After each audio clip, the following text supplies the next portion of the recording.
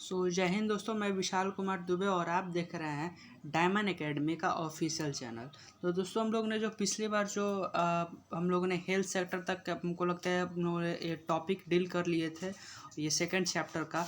और विथ इन कुछ इधर डेज हम लोग वीडियो नहीं ला रहे थे, ठीक है, कुछ इश्यूज थे इसके कारण। तो हम इस चैप्टर को कंटिन्यू करते हैं और जो बाकी जो चैप्टर हम लोग का 2 बच जाता है वो हम 20 तारीख से पहले आप लोगों को ये अपलोड कर देंगे, ठीक है।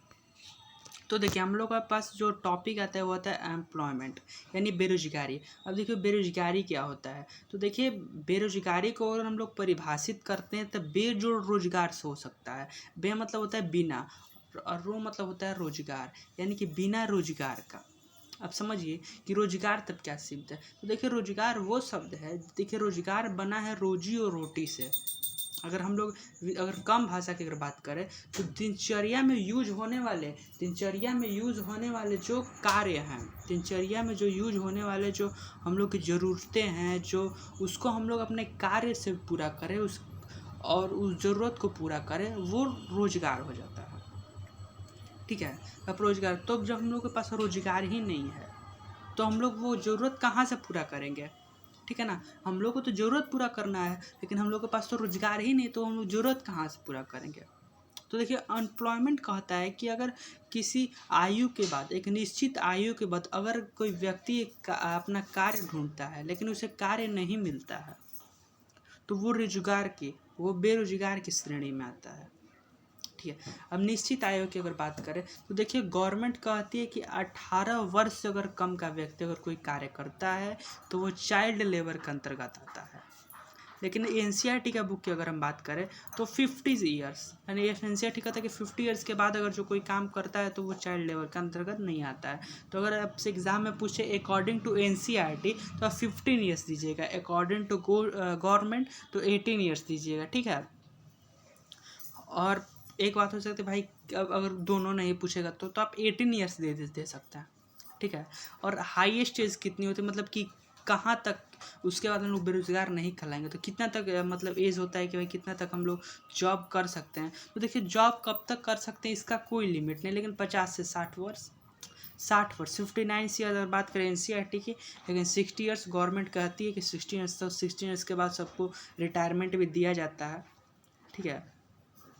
अब देखिए, एम्प्लॉयमेंट क्या करता है, वो डिमांड करता है पैसे का, डिमांड करता है सर्विस का, ठीक है। वो कहता है कि भाई आप हमको पेमेंट कीजिए, आप हमको पेमेंट या तो सर्विस के थ्रू कीजिए या फिर मनी के थ्रू कीजिए, ठीक है। और उसी के कारण, और जब वो चीज़ हमें नहीं मिलती, जब हमें पेमेंट नहीं मिलता है तो हम क्या करते हैं कि अपनी ज़रूरत की चीज़ों को पूरा नहीं कर पाते हैं। और जब ज़रूरत की चीज़ों को नहीं पूरा कर पाएंगे तो क्या हम अगर बात करें तो लिविंग थिंग कैसे हम लोग जिएंगे, मतलब हम लोग को रोटी कपड़ा मकान नहीं मिलेगा तो हम लोग कैसे जिएंगे। नहीं, अपने हेल्थ सेक्टर की बात कर सकते हैं, हम लोग को तो हेल्थ के लिए भी कुछ नहीं मिलने वाला है, ठीक है। तो एम्प्लॉयमेंट डिमांड करता है कि भाई आप पेमेंट कीजिए, ठीक है। पेमेंट या तो पैसे के थ्रू कीजिए या सर्विस के थ्रू। बहुत लोग सोचते हैं भाई पेमेंट का मतलब होता है कि आप सिर्फ पैसे की बात करते हैं, ऐसा नहीं होता है। पेमेंट का मतलब होता है आप या तो सर्विस प्रोवाइड कीजिए, या फिर आप पैसा दीजिए, ठीक है। अच्छा, एम्प्लॉयमेंट देखिए, एम्प्लॉयमेंट कितने प्रकार का हो सकता है, एम्प्लॉयमेंट कितने प्रकार का हो सकता है, हम उसको 2 हिस्सा में बांट सकते हैं। 2 वेजेस के तहत एम्प्लॉयमेंट को हम लोग बांट सकते हैं। 2 वेज क्या होंगे, या तो एक अर्बन सिटी के एक कंपैरिजन कर लेते हैं, एक रूरल सिटी कंपैरिजन कर लेते हैं। तो और इन द अर्बन सिटी की अगर थी बात करते हैं तो अगर शहरी क्षेत्र में दोस्तों जाइएगा तो आप लोग देखिएगा कि यहाँ पर इतने बहुत ऐसे लोग हैं जो पढ़े लिखे तो हैं लेकिन इसके पास रोजगार नहीं है, और रोजगार है भी तो जो उस रोजगार के लायक हैं वो रोजगार नहीं है। आपको 90% ऐसे केस मिल जाएंगे।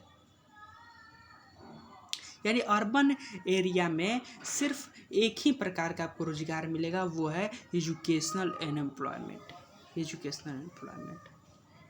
ठीक है।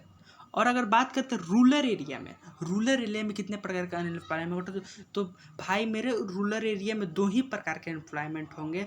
एक तो वो एम्प्लॉयमेंट होगा कि सीजनल हो जाएगा, सीजनल कहने का मतलब है कि मान लीजिए कि एक गांव में आप जाइएगा तो शादी विवाह में जो बैंड बाजे वाले आते हैं। हम फार्मर का एग्जांपल नहीं देंगे क्योंकि फार्मर का एग्जांपल आपको बहुत दिया होगा, हम आपको अलग एग्जांपल देंगे। अब जो बैंड बाजे वाले हैं, एक तो वो स्पेसिफिक सीजन में, जब शादी का जब सीजन होगा तब तो कमाएंगे, फिर उसके बाद क्या करेंगे भाई? उसके बाद तो वो बेरोजगार होगा। तो वो चीज़ जो है वो उनको देखना पड़ता है, ठीक है। तो उसको हम लोग बोलते हैं सीजनल, यानी एक सीज़न में वो बेसिकली वो एम्प्लॉयड है और बाकी सब वो लोग अनएम्प्लॉयड है एक बेसिक सीज़न में, ठीक है।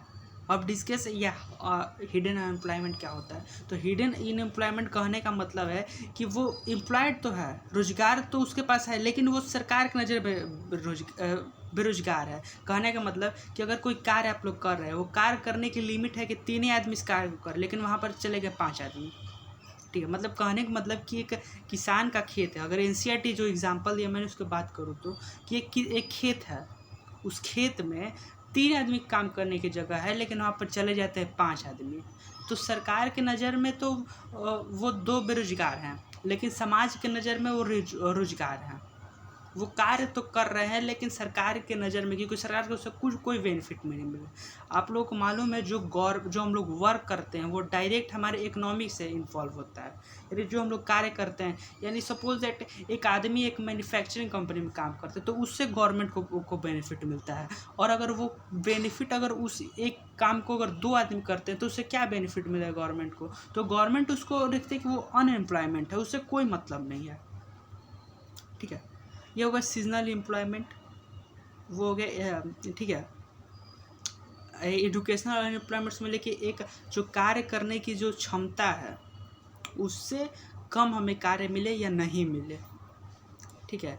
अच्छा देखिए, अनएम्प्लॉयमेंट ना क्या करता है कि अनएम्प्लॉयमेंट के अंदर क्या होता है कि हमारे यहाँ मैन पावर को वेस्ट हो जाता है। मैन पावर जो रिसोर्सेज होते हैं उसको हम लोग देखिए, मैन पावर रिसोर्सेज का मतलब कि हमारे पास तो कार्य करने की क्षमता है, लेकिन हम कार्य नहीं कर रहे हैं, तो कहीं ना कहीं पावर जो है हम लोग का तो वेस्ट हो रहा है।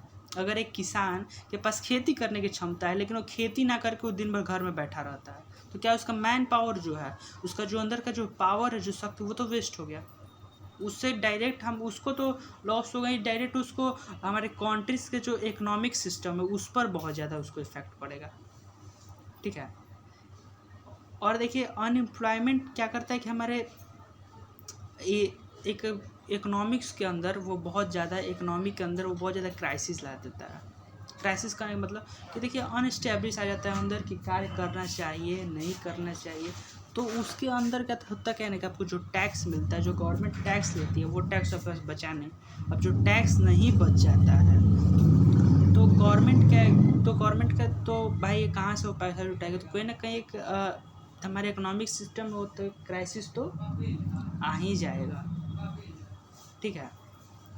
अब देखिए, आपका ये जो चैप्टर हो गया फाइनली कंप्लीट हो चुका है, ठीक है। आगे है पॉवर्टी एज ए चैलेंज, नारी की निर्धनता एक चुनौती, ठीक है।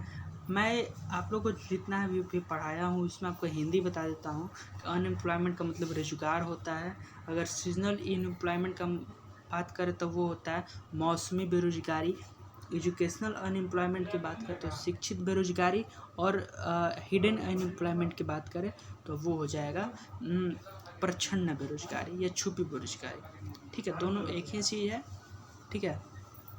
तो मिलते हैं अगले वीडियो में, तब तक ले जाए।